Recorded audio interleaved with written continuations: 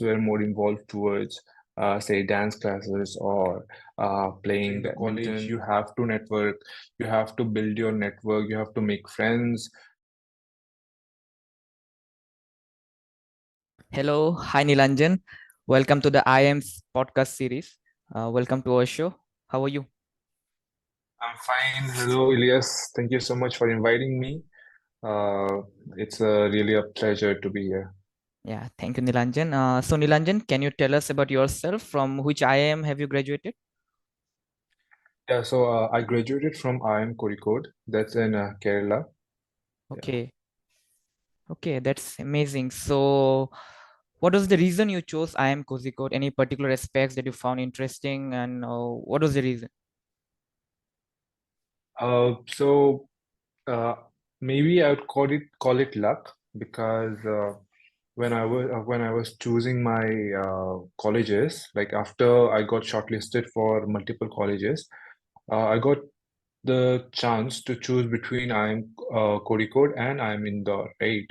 And the thing is, I got to pay my admission fees for IIM Kozhikode first, and Okay, uh, and somewhere I was also inclined towards IIM Kozhikode because IIM Kozhikode and IIM Indore are interchangeable in the rankings of IIMs, right?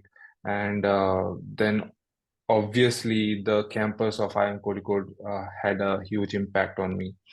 So these are the okay, little factors that actually led me to choose the IIM Kozhikode. okay, interesting. And how was your experience at Kozhikode? Yeah, so I believe my experience in IIM Kozhikode was marvelous, right? It had all the amenities, it had all the infrastructure that one could imagine a student getting from a college.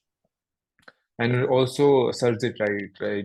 Because we are paying so much for our to our administration, for our hostel, for our libraries. It has to be a state-of-the-art kind of infrastructure for us to get that level of education. So, and my college, IIM Kozhikode, really had all of that, and it was a huge, a very nice experience. Okay, that's great to know, Nilanjan. So Yeah. Nilanjan, can you tell the 2 year experience? So how was first year like, and how was second year, and what made it marvelous for you? Yeah. So, I think every student going to MBA, they will experience the both years being poles apart, right? Because for the first year, you will be getting subjects that are common to all. You don't have any electives, so everyone will be having the same subjects, and you will be divided into sections, and those are the general subjects.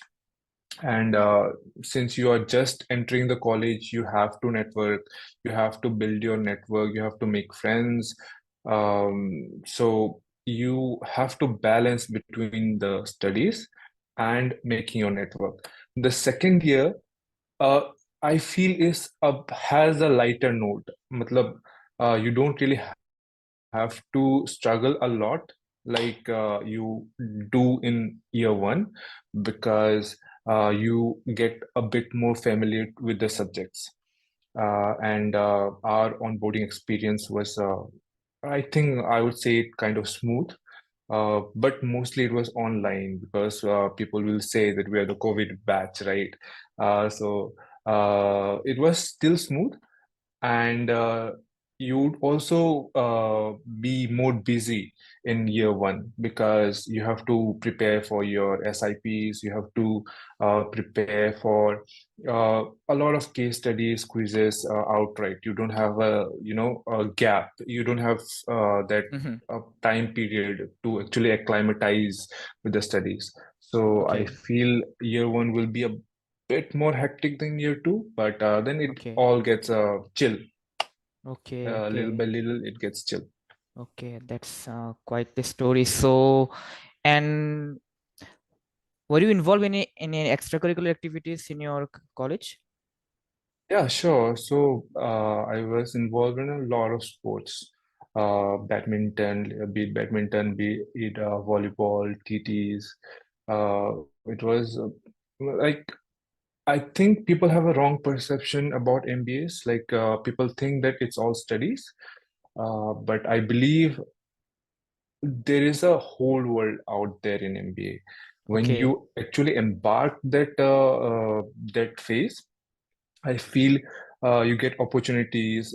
Say there are different clubs, right? There are clubs for say technical clubs, like more inclined towards studies, which are like say marketing domain, your operations domain, your HR domain.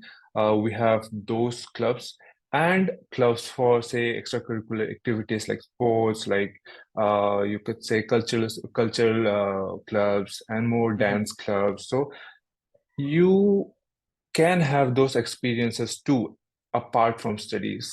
So yeah, I was involved in a lot of those extracurricular activities, all having my studies in its place. Okay, Yeah. okay, interesting. And so what was the strategy you used to crack your CAT exam? Was there any particular strategies that worked out for you? I believe consistency is the key. I know that it has been told a million of times by a lot of people, but Mhm. I really do feel that consistency is the key. You can do anything you want with your day, keeping in mind that give you have to give that 6 to 8 hours to your studies. You have to compartmentalize your syllabus.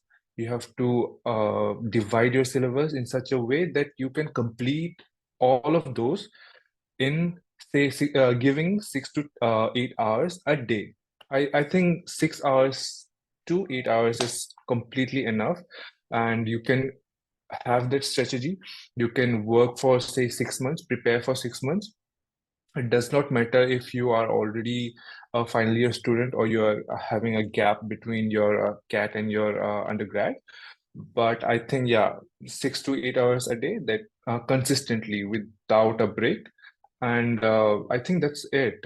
You don't have any other Mhm. mantra to it. Okay, that's very insightful. I think our viewers will have a great insight from that.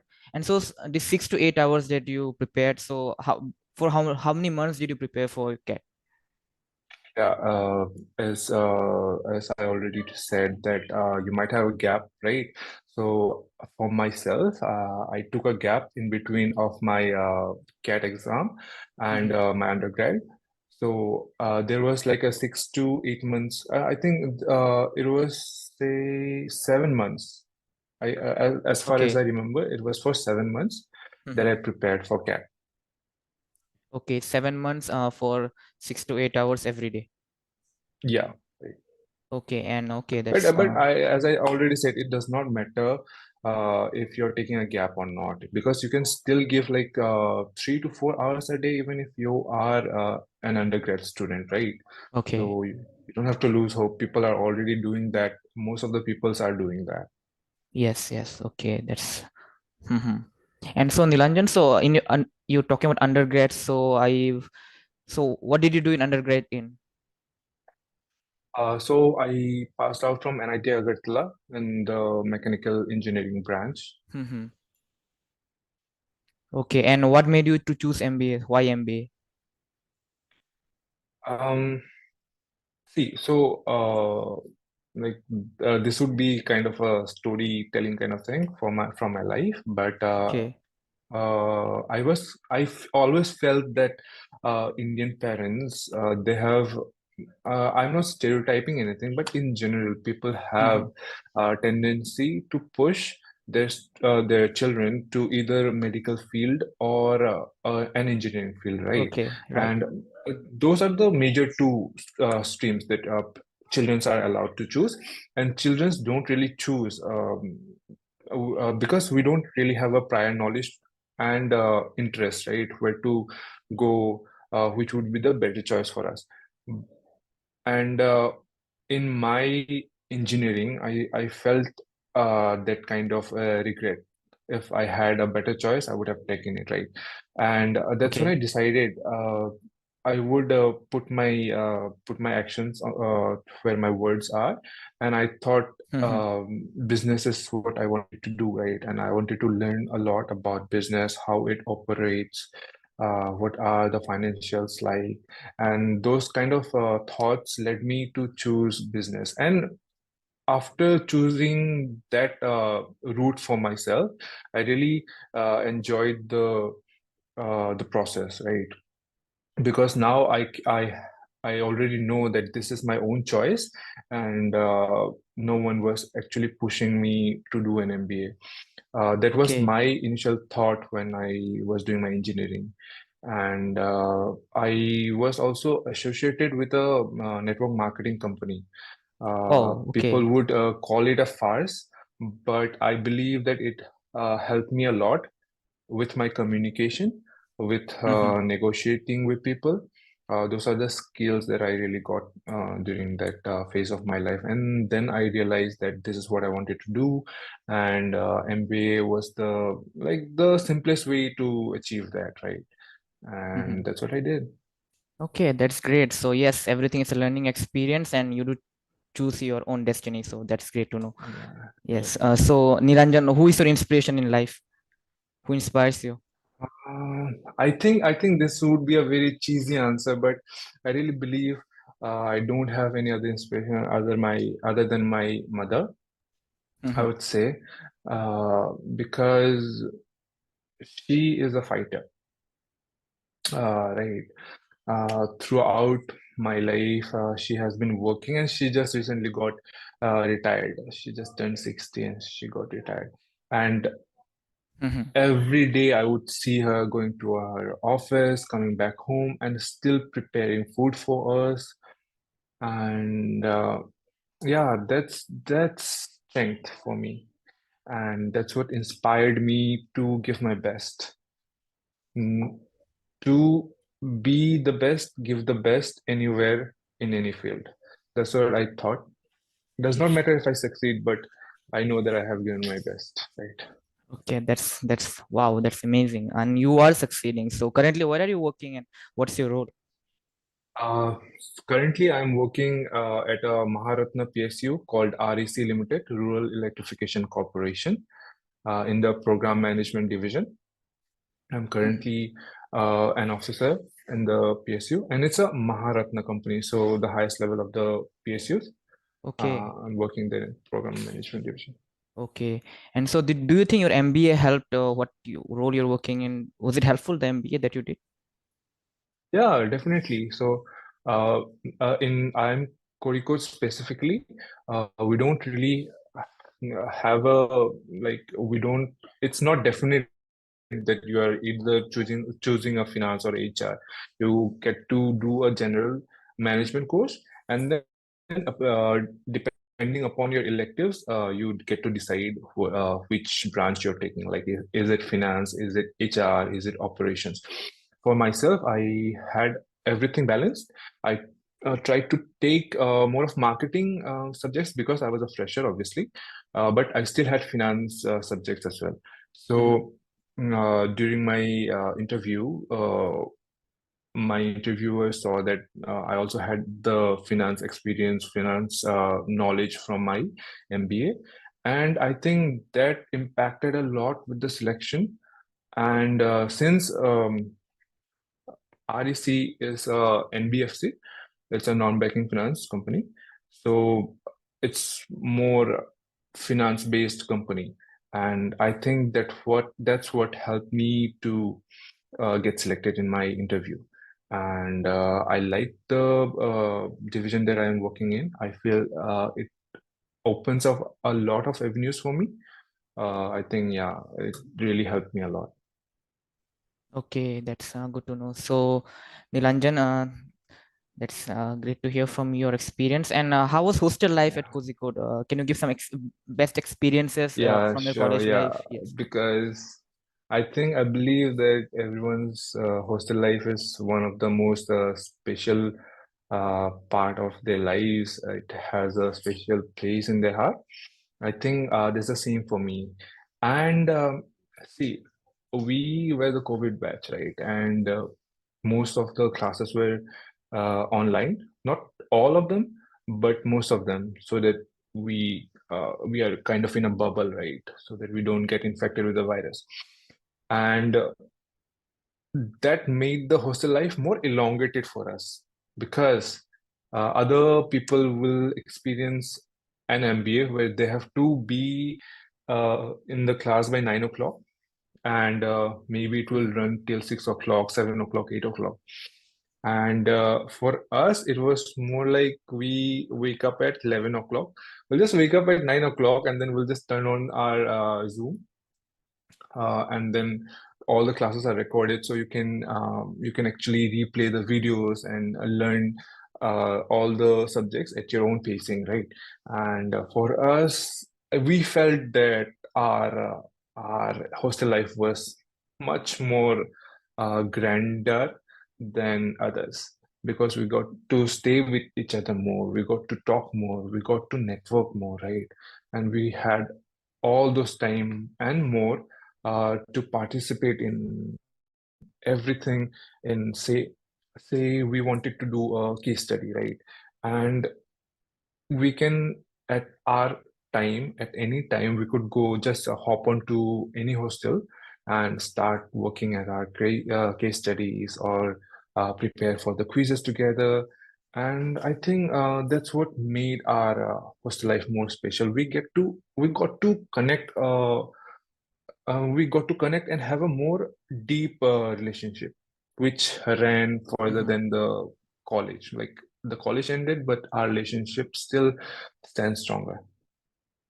Okay, friendships for life. That's great. Yeah. So Nilanjan, yeah, can you tell what a typical day at IIM looks like? So do you really sleep very less, or how does it look like?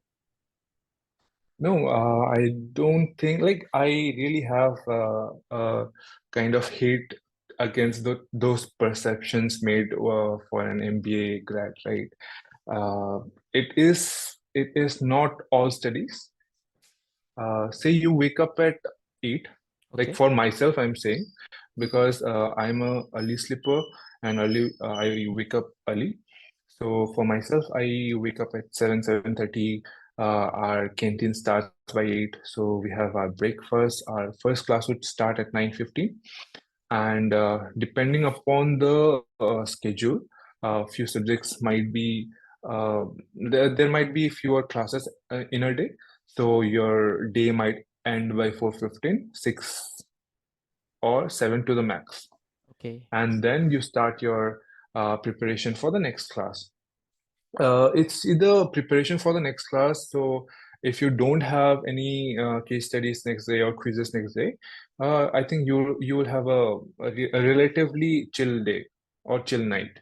So if you have the to prepare for your case studies or your quizzes, then it will take you 2.5 hours, and then you go for your dinner. You come back. You spend your time with your friends, and you talk about the preparations you're having, or you can go have a for myself, I went to the gym after before my dinner. So while I was having my gym, other people were more involved towards say dance classes or playing badminton. And after your dinner, people would generally just roam around the campus, because the campus, it's actually called the God's own campus, right? And it's that beautiful. So people actually like to roam around a lot, chat, and generally we tend to have a lot of birthday parties. So every other day we'll have birthday parties in the campus. So yeah, it was a lit experience, my MBA. Like 2 years ran away so fast for me. Yeah, that's what a general day looks like in an MBA grad. Okay. Okay. Wow, that sounds very exhilarating. Yes. So Nilanjan, Thank do you. you have any tips for the CAT experience this year? Uh, my tips for a CAD aspirant. Okay. I would say, as I said, consistency is the key. You have to work hard, you have to be consistent, diligent, and honest to your studies. You can't be like, मैंने तो अभी I just study for 2 hours. I'll take the rest of the day off. You can't be dishonest with yourself. And during the exams, I think accuracy is the key. People who, like, it's just an example. that I already like I saw with most of the people, that even people who have 0 marks in a subject, even they have a 50 percentile, right? So imagine if you have 20 or 30, you will get bumped up to a say 70, 80, 90 percentile, right? So I would say accuracy is the key. Don't get nervous. Try to finish it in time, the exam. But even if you don't finish it in time, you don't have to worry. You just have to be accurate with your answers. You just can't run through all the questions, hoping that at least 50 of it will be right, because you have negative markings in CAT, right? So you have to be accurate with your answers. And I think, yeah, that's it. Okay, okay. I think that would be helpful for our viewers here. And so Nilanjan, this is a quick fire round. So suppose you not had done your MBA, who would you have been? I think I would be someone who would be pursuing some banking, banks, government jobs, something like that. Okay, okay. All right, Nilanjan. So can you tell us very quickly, like how did the MBA transform you as a person, both professionally as well as in your personal life? I believe one, technical skills. It gives you a lot of experience. You get to know a bit of coding, a bit of data analytics, statistics gets a bit sharpened. Um, in the soft skills, you get to have a better communication. You have the the way you negotiate with people, that gets better, and you know how to be efficient with your time. I think that was one of the most important thing. You actually know how much to give, what project or what time you need to spend to something. Yeah, that's more important. Yeah, these are the things that you actually learn. Okay, amazing, amazing, Nilanjan. So Nilanjan, thank you for coming to our podcast today, and we wish you all the Yeah, best for your future endeavors. And thank you again. And thank you, you. yeah, Thanks a bye bye. lot. Thanks a lot for calling. It was a nice experience. Yeah, Bye. bye.